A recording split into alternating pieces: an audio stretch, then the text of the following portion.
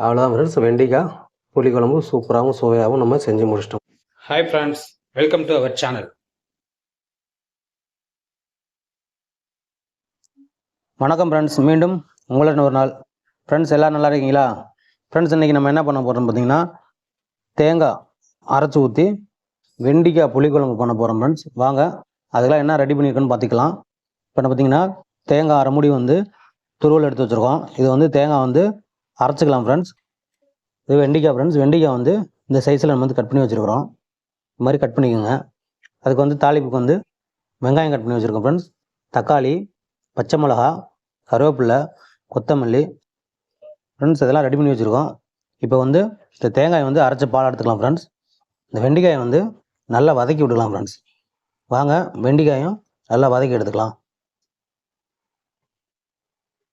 Friends. அப்புறம் என்ன எடுத்து வச்சுருக்கோன்னு பார்த்தீங்கன்னா புளி ஃப்ரெண்ட்ஸ். நம்ம ஒரு எலுமிச்சம்பழம் அளவு, கொஞ்சம் பெரிய எலுமிச்சம்பழம் அளவுக்கு கொஞ்சம் ஜாஸ்தியாகவும் புளி எடுத்து வச்சுருக்கோம். இந்த புளியை தண்ணியில் ஊற போட்டு புளி தண்ணி கரைச்சி எடுத்துக்கலாம் ஃப்ரெண்ட்ஸ். வாங்க இப்போ நம்ம வெண்டிக்காயை நல்லா வதக்கி விட்டுக்கலாம் ஃப்ரெண்ட்ஸ். இப்போ பாத்திரம் வச்சு பாத்திரம் காஞ்சிடுச்சு ஃப்ரெண்ட்ஸ். இதை நம்ம வெண்டிக்காயை இதில் கொட்டிக்கலாம். நறுக்கி வச்சிருந்த வெண்டிக்காயை இதில் போட்டு இதை நல்லா இந்த மாதிரி வதக்கி விடுங்க ஃப்ரெண்ட்ஸ். வெண்டிக்காய் வதக்காமல் குழம்பு வைக்கக்கூடாது. அதனால் வெண்டிக்காயை நல்லா வதக்கி விட்டுக்குங்க.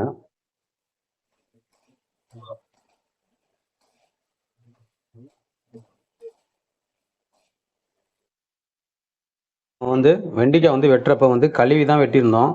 அதில் கொஞ்சம் ஈரத்தன்மை இருந்தது. அதனால் இப்போ சட்டியில் போட்டு வதக்கணும். இப்போ வெண்டிக்காயில் இருக்கிற ஈரத்தன்மையெல்லாம் போயிடுச்சு ஃப்ரெண்ட். இப்போ ஒரு 2 டீஸ்பூன் எண்ணெய் விட்டுக்கலாம் ஃப்ரெண்ட். முன்னாடி நம்ம எண்ணெய் போடாமல் தான் வதக்கணும். இப்போ 2 டீஸ்பூன் எண்ணெய் விட்டு இந்த வெண்டிக்காயை நல்லா இது மாதிரி வதக்கி விடுங்க ஃப்ரெண்ட். ஃப்ரெண்ட்ஸ் இப்போ வெண்டிக்காய் அங்கே வதங்கிட்டு இருக்கு. நம்ம அது வெண்டிக்காய் வதங்குறக்குள்ளார தேங்காயை நல்லா அரைச்சிக்கலாம் ஃப்ரெண்ட்ஸ். இதில் 3 பல்லு பூண்டு சேர்த்துருக்கோம். பூண்டு சேர்த்து இந்த தேங்காயை நல்லா அரைச்சி எடுத்துக்கலாம் ஃப்ரெண்ட்ஸ். ஃப்ரெண்ட்ஸ் இந்த தேங்காய் கூட கொஞ்சம் சோம்பு ஃப்ரெண்ட்ஸ். சோம்பு போட்டு இது சேர்த்து இது நல்லா அரைச்சி எடுத்துக்கலாம் ஃப்ரெண்ட்ஸ்.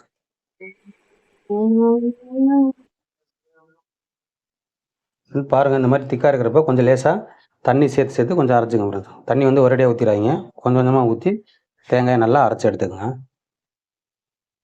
ஃப்ரெண்ட்ஸ். இப்போ வெண்டிக்காய் நம்ம வதக்கி விட்டோம். பாருங்கள், இந்த அளவுக்கு நமக்கு கொஞ்சம் வதங்கிருச்சு. நம்ம இதை தனியாக ஒரு தட்டில் எடுத்து வச்சுக்கலாம் ஃப்ரெண்ட்ஸ். வெண்டிக்காயை இந்த மாதிரி தனியாக எடுத்து வச்சுக்கலாம்.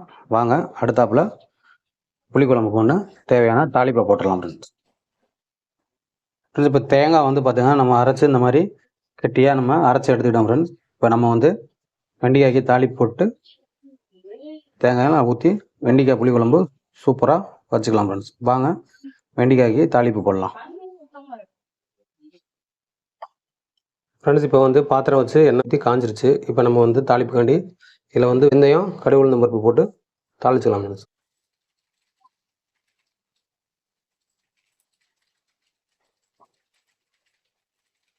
இந்த மாதிரி வெடித்தோன்னே அடுத்தாப்புல கருவேப்பிலை போடுங்க. இது கூட வெங்காயத்தை போட்டு விட்டு நல்லா வதக்கி விடுங்க. இது கூட 3 பச்சை மிளகா சேர்த்து போட்டு நல்லா வதக்கி விட்டுக்கணும்.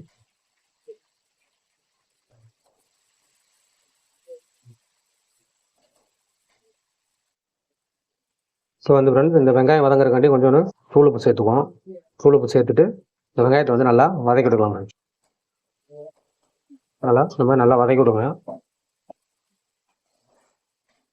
இப்போ நமக்கு வெங்காயம் நல்லா வதங்கிடுச்சு ஃப்ரெண்ட்ஸ். பாருங்கள், நம்ம பார்த்து தெரியும். இப்போ நம்ம தக்காளி ஃப்ரெண்ட்ஸ். தக்காளி பழம் 3 பழம் கட் பண்ணி வச்சுருக்கோம். அந்த தக்காளி பழத்தை சேர்த்து தக்காளி பழத்தையும் நல்லா மசிய வதக்கி விட்டுக்கலாம் ஃப்ரெண்ட்ஸ். நல்லா இந்த மாதிரி நல்லா வதக்கி விட்டுருங்க. ஃப்ரெண்ட்ஸ் பார்த்தீங்கன்னா தெரியும். இப்போ தக்காளி நல்லா மசிய வதக்காச்சு ஃப்ரெண்ட்ஸ். நம்ம இது கூட வதக்கி வச்சுருக்க வெண்டிக்காயை சேர்த்துக்கலாம் ஃப்ரெண்ட்ஸ். சேர்த்து நல்லா கிண்டி விட்டு நல்லா பிரட்டி விடுங்க.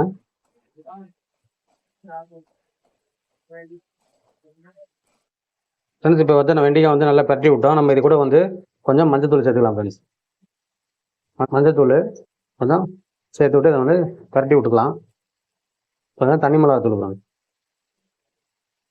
தனி மிளகாத்தூள் கொஞ்சம் சேர்த்து இது வந்து நல்லா பரட்டி விட்டுங்க.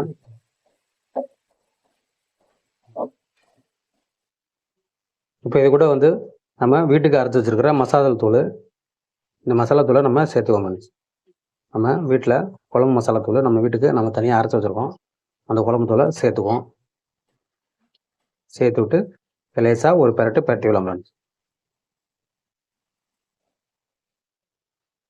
ஃப்ரெண்ட்ஸ் இப்போ புளி வந்து ஊற போட்டு நம்ம வந்து புளி வந்து கரைச்சி நமக்கு தேவையான அளவுக்கு புளி வந்து கரைச்சி எடுத்துருக்கோம். இப்போ நம்ம அந்த புளியை வந்து நம்ம இதோட சேர்த்துக்கலாம் ஃப்ரெண்ட்ஸ். நல்லா புளி ஃப்ரெண்ட்ஸ் இப்போ பார்த்தீங்கன்னா நம்ம புளி தண்ணி நம்ம இதில் சேர்த்துக்கிட்டோம். நம்ம தேவையான அளவுக்கு நம்ம வந்து புளி வந்து தண்ணி கரைச்சி எடுத்துருக்கோம். நம்ம இதோட சேர்த்து விட்டு இதை நல்லா வந்து கிண்டி விடுங்க ஃப்ரெண்ட்ஸ். ஃப்ரெண்ட்ஸ் இப்போ நம்ம வந்து நமக்கு தேவையான அளவுக்கு உப்பு செக் பண்ணி பார்த்துட்டு தேவையான அளவுக்கு கொஞ்சம் உப்பு போட்டு கிண்டி விட்டுக்கலாம். கிண்டி விட்டு இது லேசாக ஒரு கொதிக்க வைக்கலாம் ஃப்ரெண்ட்ஸ். இது வந்து ஒரு மூடி போட்டு இந்த காயை வந்து லேசாக வேக விட்டுக்கலாம். நம்ம ஏற்கனவே வந்து வதக்கி விட்ருக்கோம். வதக்குனதில் கொஞ்சம் காய் வெந்திருக்கும். இப்போ ஒரு மூடி போட்டு இது நல்லா காயை வேக வச்சுக்கலாம் ஃப்ரெண்ட்ஸ். ஃப்ரெண்ட்ஸ் இப்போ பார்த்தீங்கன்னா நமக்கு வந்து வெண்டைக்காய் வந்து நல்லா கொதிச்சு வந்துருச்சு. நம்ம இது கூட வந்து இப்போ வந்து தேங்காய் அரைச்சி வச்சுருந்தோம் பார்த்தீங்களா, அந்த தேங்காய் வந்து சேர்த்துக்கலாம் ஃப்ரெண்ட்ஸ். தேங்காய் அரைச்சி ஊற்றி நம்ம வந்து இது வந்து கிண்டி விட்டுக்கலாம் ஃப்ரெண்ட்ஸ். நல்லா கிண்டி விட்டுங்க.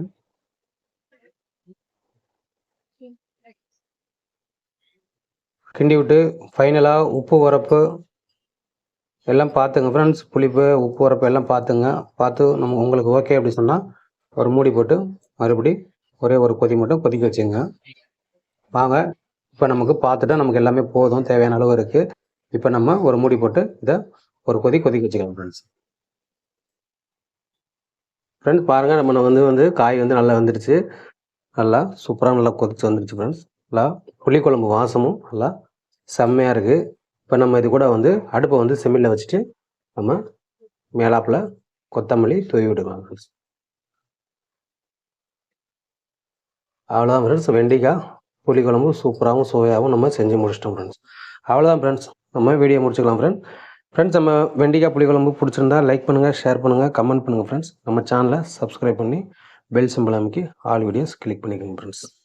Thank you friends.